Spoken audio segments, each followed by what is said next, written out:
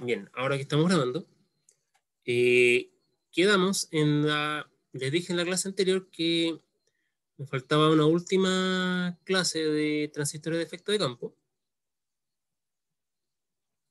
y que de ahí iba a empezar con operacionales. Que básicamente el segundo trabajo va a ser una aplicación de los dos tipos de transistores y operacionales.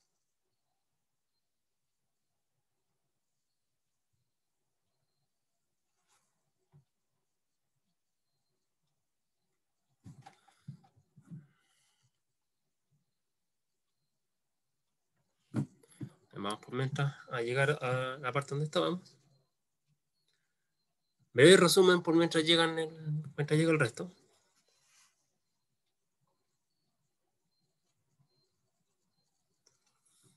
Nosotros habíamos comentado que el transistor de efecto de campo es un dispositivo que, a diferencia del PJT, la corriente fluye por una sola por un solo cristal semiconductor, el cual es estrangulado mediante, puede ser otros cristales semiconductores o uniones metálicas. Y el proceso de estrangulación lo que permite es regular el flujo de corriente a través de él. Ese es como el resumen, el principio de funcionamiento. Decíamos que, a diferencia del transistor BJT, aquí la corriente no fluye a través de las uniones, sino que fluye a lo largo del canal.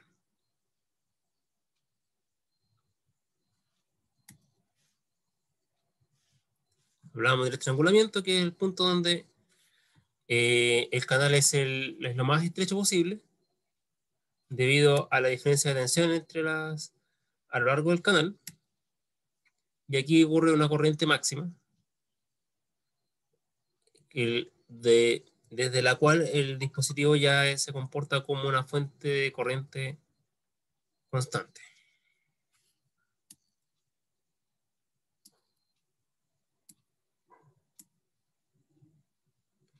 Habíamos hablado de las comparaciones de los transistores bipolares y los de efecto de campo.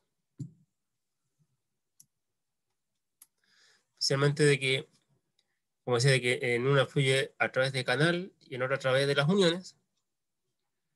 De que el transistor de efecto de campo tiene menores niveles de ruido y mayores constantes de tiempo. O sea, en el fondo es más rápido y más preciso que el BJT, pero usualmente trabaja con menor potencia. Ese es un resumen de lo que está acá. Y que básicamente la diferencia fundamental es que mientras en el BJT la función de control es lineal, en el defecto de campo es cuadrática, o de forma más general, no lineal. Vimos también los tipos de transistores de efecto de campo. Vimos que están los de juntura, en los cuales el gate se conecta a cristales semiconductores, los cuales producen el estrangulamiento. Vimos que están los de metal óxido semiconductor, en los cuales la compuerta no se conecta a una unión semiconductora, sino que a un contacto metálico directamente, y se encuentra separado del canal por una capa de óxido.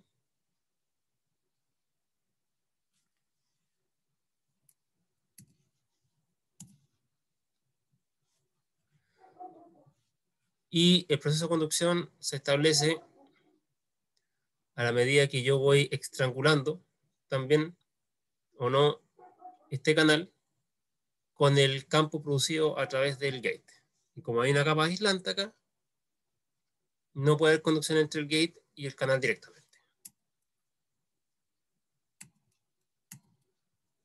Vimos que, a diferencia del JFET, que la curva llega solamente hasta acá, tiene un solo modo de conducción. El MOSFET tiene modo de empobrecimiento, que es el que describí recién, y el de enriquecimiento, que es cuando yo extraigo portadores desde el substrato y vuelvo aún más conductor el canal.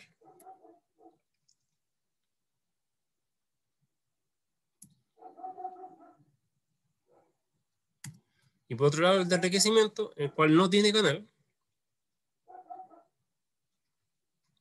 Y por el mismo fenómeno de enriquecimiento, cuando yo polarizo de forma positiva ahora el gate, por medio de la migración de electrones hacia, que van a tender hacia la gate, voy a establecer un canal de forma temporal. Y desde aquí en adelante el dispositivo se va a comportar como un amplificador lineal. Dije que una de las diferencias principales entre los dos tipos de MOSFET es que en el de enriquecimiento, primero, la curva de la corriente cuando VG es cero es efectivamente cero. Y eso hace que la ecuación sea distinta. Sigue siendo una cuadrática, pero es distinta. Hablamos de complementaria que ocupa ambos tipos a la vez dentro del mismo substrato, que es ideal para sistemas digitales. Y el MESFET, que ocupa un principio similar,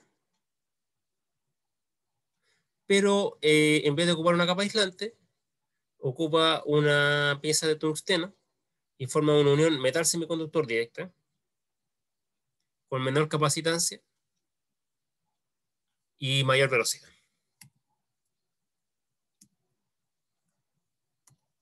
Ese fue un pequeño resumen de lo que vimos en la clase anterior. Lo hice por mientras tenía la leve esperanza que se conectara alguien más.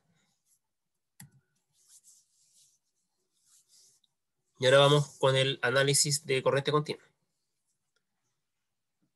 ¿Dudas hasta el momento, chiquillos, antes de empezar con esto?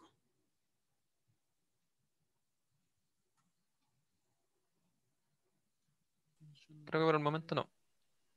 Ya. Ya. ¿Se recuerdan que en el transistor BJT lo que nosotros buscábamos? Están llegando dos personas, las admito y seguimos.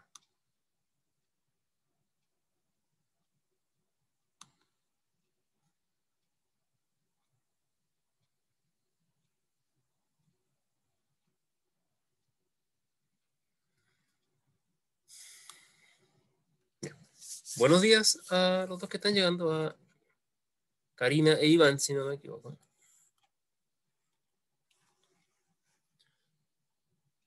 Ya.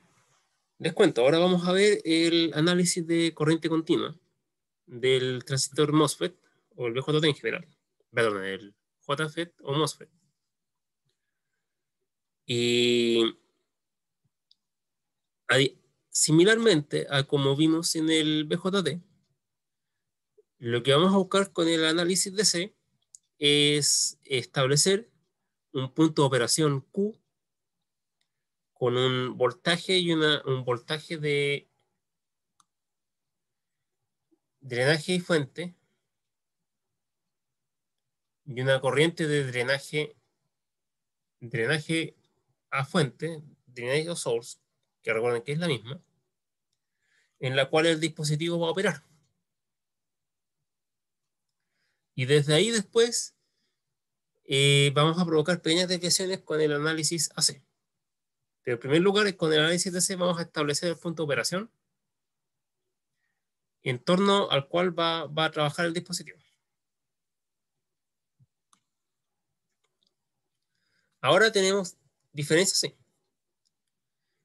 ¿Se recuerdan que en el transistor BJT yo manipulaba la corriente de base, perdón, la corriente de colector, mediante la manipulación de la corriente de base? O sea, mi variable manipulada era una corriente, mi variable controlada también era una corriente. Ahora es distinto. La variable manipulada sigue siendo una corriente, en este caso la corriente de drenaje, pero la variable controlada es un voltaje, es la tensión entre gate y source. Al ser una tensión, la variable manipulada y una perdón, hacer una tensión, la variable controlada, y una corriente, la manipulada, nosotros hablamos que este es un dispositivo de transconductancia.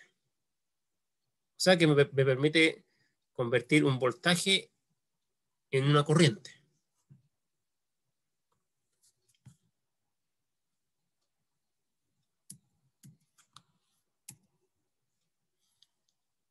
Ya, partamos con el circuito más básico, que es el MOSFET en fuente común. Partamos con el tipo empobrecimiento. En primer lugar, al igual que el BJT, nosotros tenemos, como el dispositivo tiene 3 terminales, siempre puedo dejar uno común, tanto la entrada como la salida.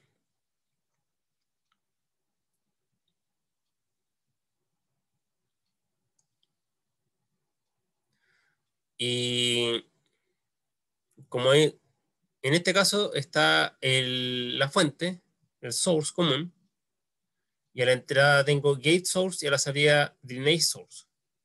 Podría ser gate source o drainage source. Perdón, gate común o drainage común. Podría ser cualquiera, pero en este caso voy a ocupar una de las topologías más clásicas y que es muy similar a lo que vimos con el BJT. Justamente escogí una similar para que podamos comparar las diferencias entre amplificador con MOSFET y otro con BJT.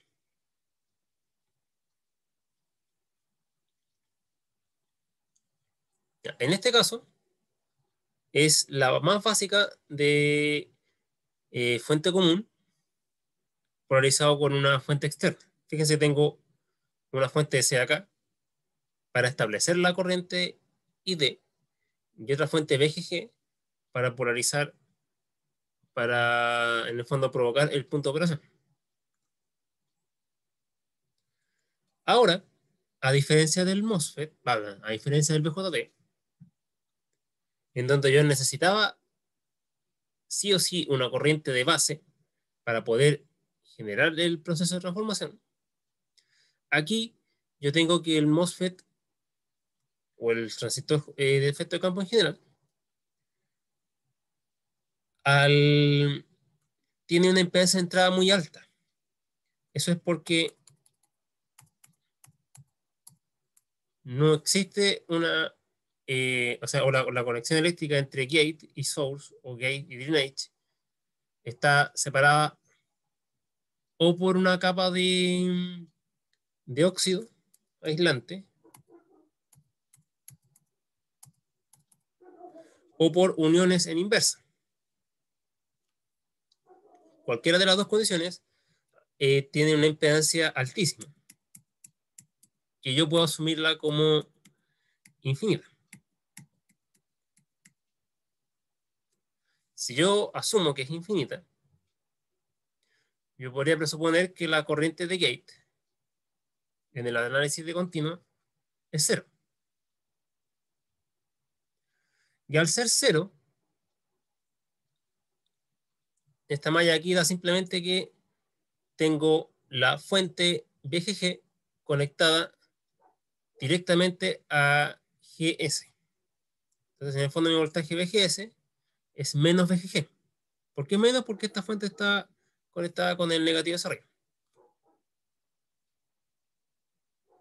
No tengo que hacer Se dan cuenta que esta malla hasta el momento es muy simple en comparación con la que veíamos en los BJT. Por otro lado, recordemos también de que la ecuación de Shockley me establece que el dispositivo tiene que cumplir esta relación de corriente de drenaje con voltaje en gate. Cuando IDSS es igual a 1 más VGS sobre VP al cuadrado, donde VP es el voltaje de ruptura, voltaje de paro, que es una característica interna del dispositivo. Ya a la vez tenemos las ecuaciones de malla de drenaje, que es la clásica BDD menos ID por RD menos el voltaje en DS entre D y S igual a C. Ahora, perdón, aquí. Simplemente yo podría reemplazar BGS por menos BGG y me quedaría 1 menos BGG sobre BP al cuadrado. Y reemplazando esta ecuación acá, me queda una cuadrática, en el fondo BD menos RD por IDSS por 1 menos BGG sobre BP al cuadrado menos BDS igual 0.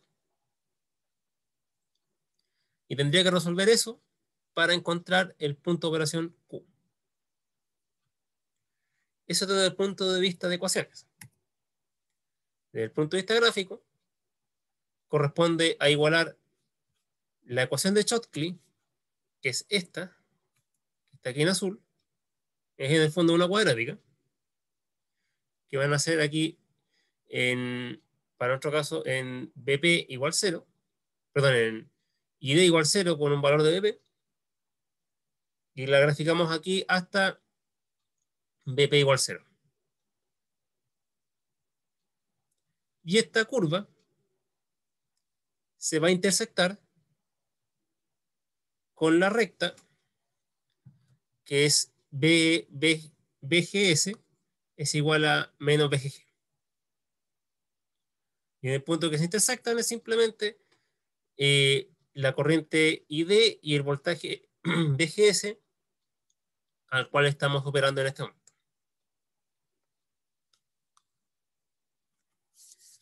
Se dan cuenta, este circuito fue bastante simple de analizar, pero es poco práctico en la realidad, porque me fuerza a tener otra fuente externa solamente para polarizar BGS. Y en la práctica eso implicaría tener un dispositivo de mucho más peso que el mismo transistor que tengo que conectar físicamente en algún lugar. Entonces, de la misma forma como en el BJT, lo que vamos a hacer ahora es polarizar BGS con arreglos circuitales desde desde una sola fuente de continuo. Existen varias configuraciones que son casi todo muy similares a las que vimos en el transistor BJT. Por un tema de tiempo y para no ser tan repetitivo, no voy a analizar todas, sino que voy a analizar solamente esta. Y de ahí vamos a establecer las mismas conclusiones para las otras configuraciones. ¿Por qué elegí esta? Porque fue la que más vimos cuando analizamos el transistor BJT. Ahora este es el transistor MOSFET de empobrecimiento, o el JFET, que para ambos casos es válido, pero con circuito de polarización con divisor de tensión.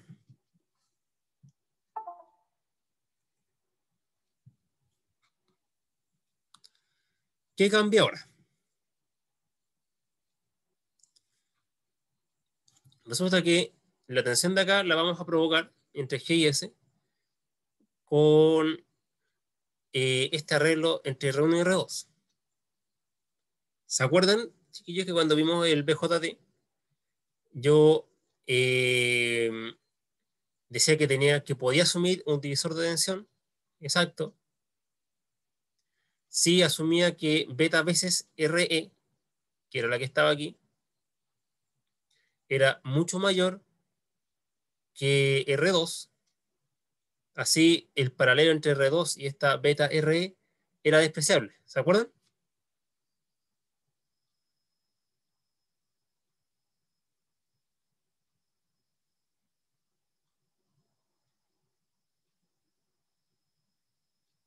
Sí, profe. Ya, ya. Resulta que ahora, como el transistor de efecto de campo, nosotros dijimos de que tenía una impedancia de entrada muy alta. Ahora el hecho de que esta rama de aquí sea mucho más grande que R2, lo puedo asumir sin ningún problema y sin ningún requisito respecto a RS. como no tengo ningún requisito respecto a esto, yo simplemente ya no sumo, sino que sé eh, con un grado de certeza bien importante de que R1 y R2 forman un divisor de tensión y por lo tanto el voltaje entre gate y source es R2 sobre R1 más R2 por VDD.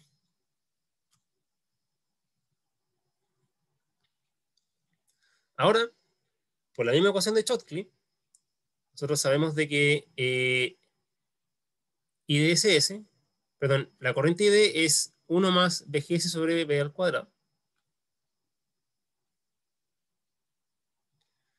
Y en el fondo, si yo reemplazo la anterior acá, me queda la siguiente relación para ID. Es 1 más R2 sobre R1 más R2, VDD sobre VP al cuadrado.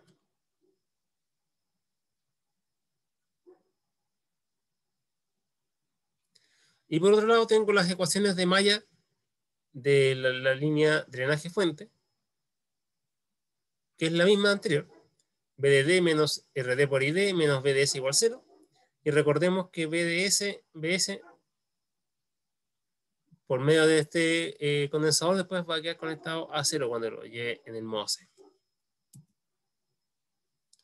Ahora se forma, juntando esta ecuación con esta, se forma el siguiente sistema de ecuaciones no lineal.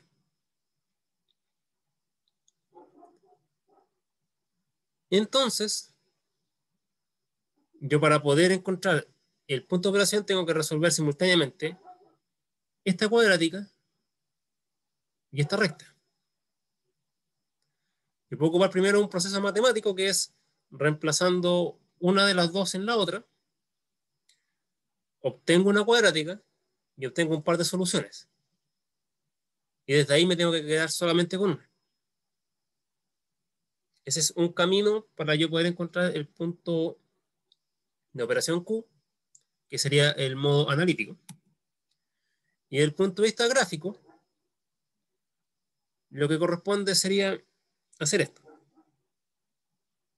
La azul es la ecuación de Schottky, reemplazando esta definición de VGS. Y la ecuación en negro acá es la ecuación de la recta de carga, formada por VDD, RD, RS y el MOSFET. Y si se fijan, es dependiente negativa. Entonces,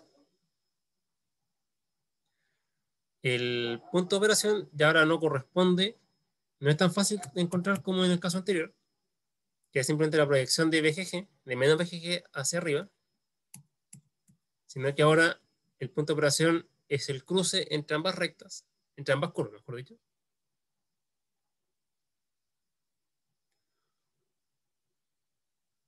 Y lo interesante de ver acá es de que esta recta nace en el otro semiplano. Entonces, ahora si se fijan, esta recta va a depender de RD, pero también va a estar influenciada por RS. Entonces yo, a la medida que aumente RS,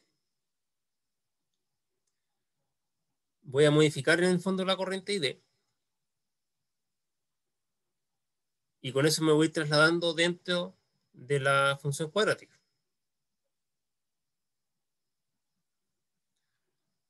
Se fijan, es similar a lo que veíamos en el BJD, pero la diferencia es que en el BJD nosotros teníamos una familia de curvas en el semiplano derecho y con la recta que estaba en el mismo semiplano, yo variaba entre en cuál semicurva trabajaba. Pero ahora, yo en esta curva me voy a mover a medida de ir variando la recta de carga.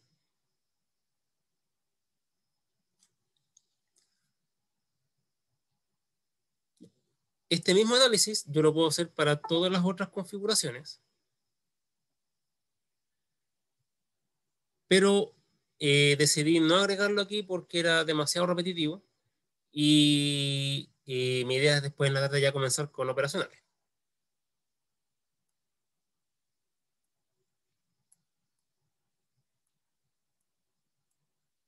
Ya. Esto sería para los, este mismo principio sirve tanto para los JFET como para los MOSFET de empobrecimiento. Básicamente porque la ecuación de Schottky es igual para ambos dispositivos. Pero para los MOSFET de enriquecimiento, recordemos que la ecuación de Shockley es distinta. Entonces, si bien la ecuación de malla externa es igual,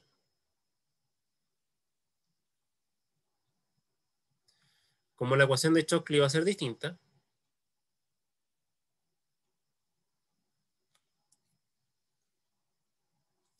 obtengo que mi sistema de ecuaciones va a ser distinto igual.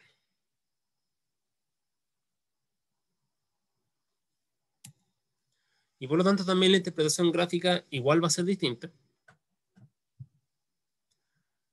ya que ahora la intersección va a ocurrir siempre en el mismo semiplano, en el semiplano derecho en este caso, en el primer cuadrante, en donde la recta, si se fijan, sigue siendo negativa y sigue siendo exactamente igual, como la curva ahora está en el semieje, en este semiplano, traslado los puntos de intersección desde acá hasta acá.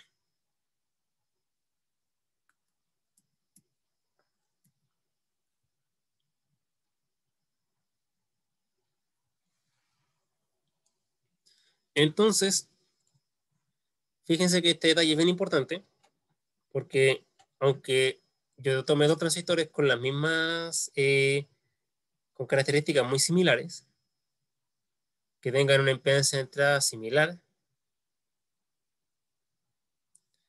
que tengan unas características de voltaje máximo y corriente máxima similares, pero si yo tenía un circuito que estaba diseñado con un transistor de empobrecimiento, y yo saco este transistor y lo reemplazo por uno de enriquecimiento, con el solo hecho de cambiar el dispositivo, mi punto de operación se va a trasladar desde aquí hasta acá. O sea, en el fondo voy a estar operando con una corriente muchísimo más baja que en el caso anterior, para el mismo circuito externo. Y al revés, si yo reemplacé uno de enriquecimiento por uno de empobrecimiento, me equivoqué, en vez de estar trabajando, por ejemplo, en este punto que es de 6,7 mA, el cruce se va a producir en el semiplano izquierdo. Y proyectando la curva, va a ser por lo menos por sobre 22 mA. En el fondo va a ser cercano entre los 30 y los 40 mA. Entonces, si se fijan, un cambio en la corriente entre 6,7 a cerca de 40 mA es bastante. Entonces puede que en un caso que yo había diseñado que el transistor operara cerca de sus límites máximos, si yo lo cambio por otro de otro tipo, puede que al final termine destruyéndolo o destruyendo otros equipos dentro del circuito, porque voy a establecer un punto de operación totalmente distinto.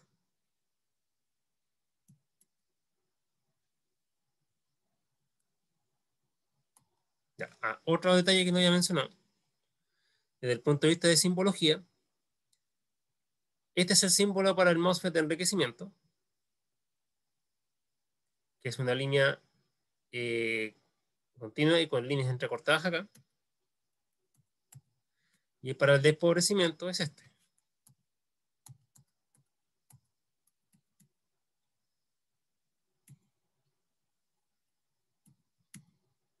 Ya. Voy a hacer un pequeño paréntesis, me voy a salir de aquí de la PPT.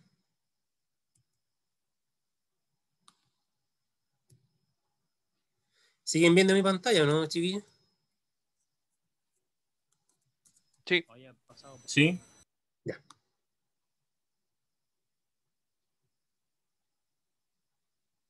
Dentro de la bibliografía que yo les dejé, está el libro Boylestad. Les quería mostrar una tabla. No, creo que me la pasé de largo. Esto de dejar cosas abiertas antes y después cambiarse de página y no dejarla preparada. Ahí está. Chiquillos, miren. Aquí en la página 440 encuentro una tabla con las ecuaciones y las soluciones gráficas para todas las configuraciones de polarización para los JFET y los MOSFET, tanto de empobrecimiento y enriquecimiento. Entonces, cuando ustedes necesiten aplicar alguna topología en particular para polarizar un transistor de efecto de campo, no es necesario que estén desarrollando todas las ecuaciones de una, sino que pueden recurrir a una tabla como esta, y en base a las ecuaciones que acá proponen, o a las soluciones gráficas, ustedes determinar el punto de operación.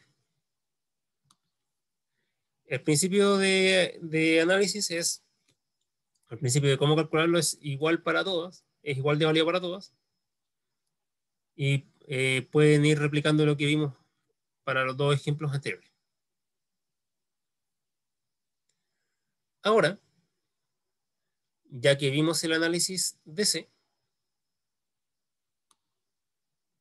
pasémonos ahora al AC. Antes que todo, ¿consulta? ¿Consulta de algo también? Está bien. Ya. Muchas gracias, chiquillos. Ya, en el análisis AC, de la misma forma como vimos en el BJT, vamos a analizar cómo el dispositivo va a provocar una amplificación de señales. Y eso lo vamos a hacer de la siguiente manera.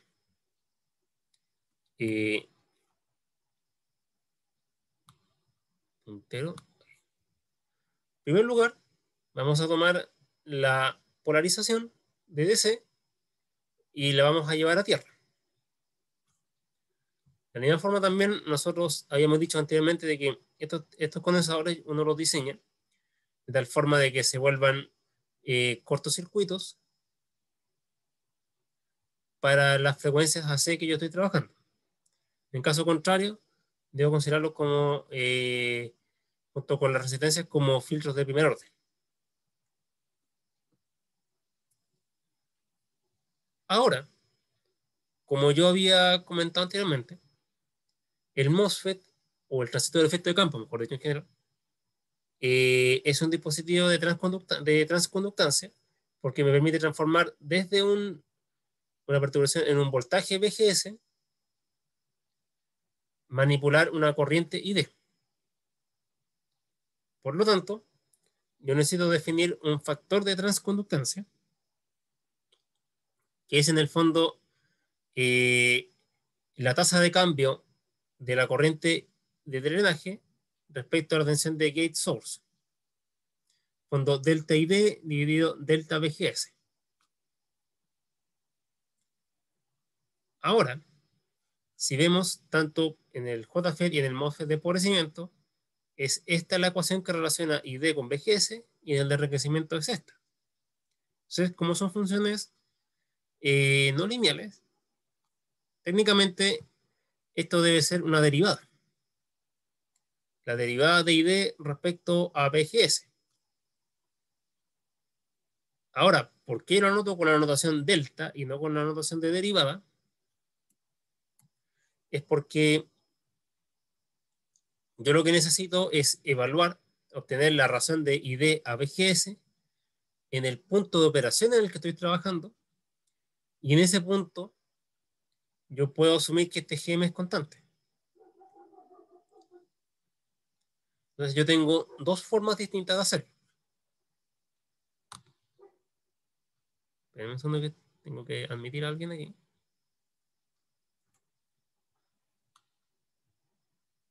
Ya, estamos admitiendo ahí ya. Entonces,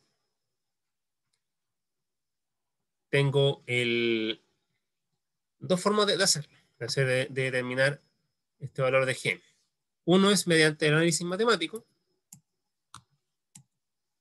que es obteniendo la derivada, y obtendría estos valores para los MOSFET de empobrecimiento y los JFET, que sería 2 IDSS sobre BP por 1 menos BGS sobre BP. Este valor nosotros le llamamos la transconductancia inicial. Mientras que para el enriquecimiento es 2K por BGS más el BGS Thevenin,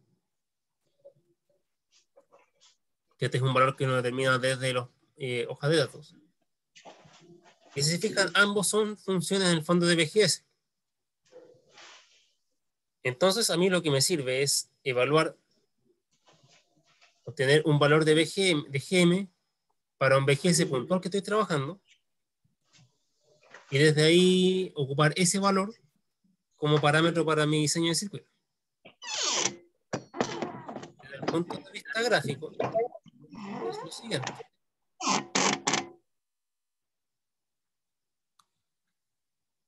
Yo en el fondo estoy obteniendo la razón de cambio entre BGS e ID en el punto de operación Q.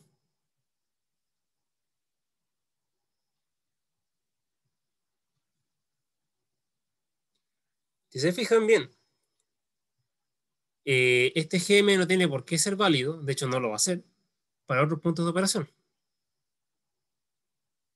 Y también, si yo provoco una señal AC, acá, que sea de un valor muy grande, las variaciones en torno al punto Q me van a provocar variaciones en el GM, y por lo tanto, para grandes señales, el análisis, yo no puedo basar mi análisis, mejor dicho, en los circuitos que vamos a ver a continuación, porque el valor de GM ya no va a ser constante. A ese tipo de análisis le llaman un análisis de gran señal. Pero en la mayoría de los casos, uno por diseño busca de que el amplificador trabaje con pequeñas perturbaciones en torno al punto Q, y por lo tanto uno puede asumir un modelo de pequeña señal en el cual este delta ID sobre el delta BGS sea constante, o yo lo puedo asumir constante.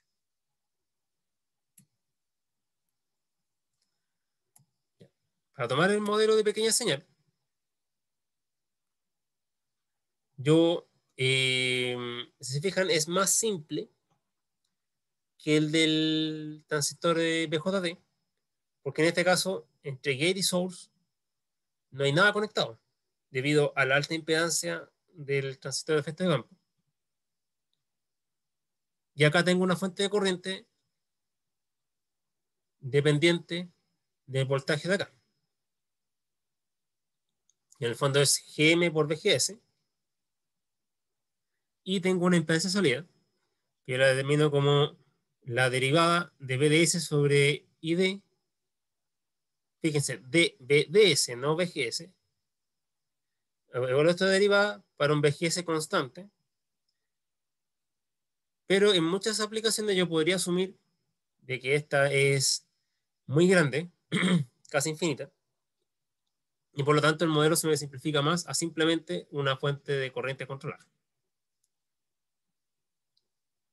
Y la relación de ganancia, que es simplemente el GM que vimos anteriormente, por la tensión entre gate y source.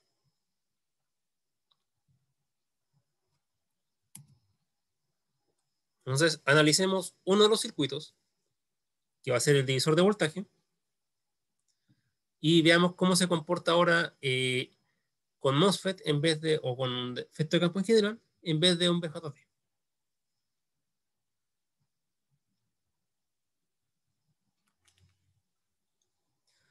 primer lugar, al igual que en el análisis del BJT, llevo la fuente VDD a tierra, cortocircuito estos condensadores, y este circuito se transforma en lo siguiente. Me queda en primer lugar un paralelo entre R1 y R2 a la entrada, pero ahora no viene ninguna otra resistencia o impedancia propia del transistor al cual yo tenga que ocupar una condición para verificar este paralelo. Así que por lo tanto, la impedancia de entrada es simplemente el paralelo entre R1 y R2. Y por otro lado, la impedancia de salida es el paralelo entre la RD, la impedancia de salida del MOSFET, en paralelo, por la impedancia, o sea, por la resistencia, mejor dicho, de RD.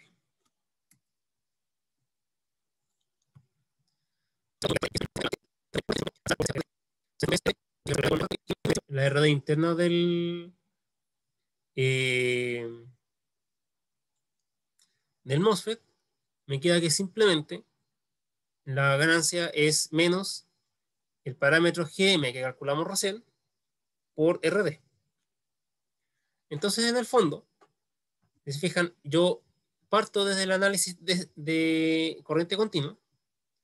Con ese análisis de corriente continua, determino un punto de operación Q con un BGS y un ID en torno al cual va a operar el dispositivo. Con ese BGS y con ese ID determino el parámetro de transconductancia, GM, y con ese, a su vez, multiplicado por la resistencia RD, obtengo la ganancia del amplificador.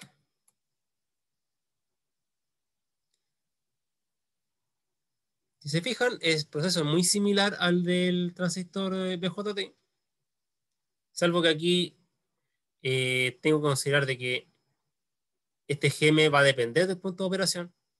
Sin embargo, ¿se acuerdan que en el transistor BJT yo ocupaba el beta y que el beta yo lo obtengo desde mis hojas características? Entonces, por un lado tengo este amplificador cuyo punto de operación va a depender, o sea, cuyo parámetro va a depender del punto de operación, pero como este GM va a depender de los mismos parámetros del circuito,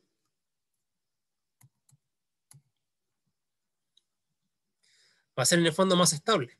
Entonces, esa es la razón por la cual los amplificadores basados en transistores de efecto de campo presentan menos nivel de ruido que los de BJT, porque aquí para establecer este GM, yo puedo establecer condiciones que lo hagan más dependiente de los parámetros circuitales que de fenómenos de temperatura.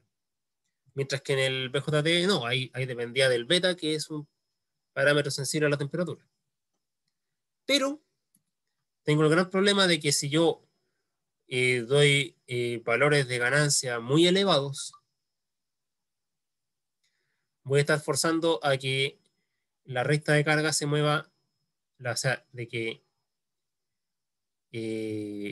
si mejor dicho, las rectas de carga provoquen de que mi señal varíe tanto en torno a la cuadrática, de que al final termine en un punto de operación Q distinto en algunas partes de la onda. Y al terminar en unos puntos de operación Q distintos, voy a provocar de que mi GM varíe. Y por lo tanto, voy a estar metiendo una distorsión porque este GM, que yo lo estoy asumiendo aquí como un parámetro constante, como una ganancia dentro de la fuente de corriente, en el fondo estaría dependiendo de la tensión entre gate y source. Y tierra. Sería como un GM F de VGS por VGS. Y eso es lo que yo no busco, sino que busco que sea simplemente una constante por VGS. ¿Dudas hasta el momento?